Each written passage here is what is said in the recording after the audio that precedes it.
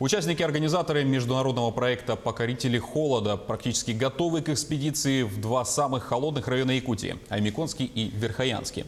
Международный кубок стартует 12 января 2020 года, в дни, когда столбик термометра опускается до нижнего предела. Команды международных исследователей будут изучать Якутию, чтобы ответить на вопрос, в какой же точке региона в январе бывает самая низкая температура воздуха. Проект должен стать многолетним. Сначала это будут тестовые маршруты, затем такие поездки планируется сделать ежегодными. Международный проект, как считают эксперты, поспособствует продвижению Якутии как самого холодного места на Земле. Ну, сейчас самый сложный вопрос пока чисто организационный по оленеводам, потому что должны принимать участие оленеводы, и у нас пока еще полной уверенности и определенности в этом вопросе нет. Но, в принципе, уже на 80% вопросы решены, осталось некоторые шероховатости устранить и все.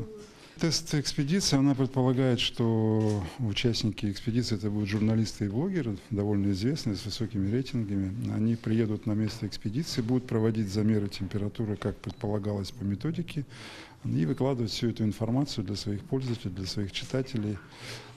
Плюс мы ожидаем от них получить хорошие качественные фотографии, которые понадобятся в дальнейшем продвижении проекта.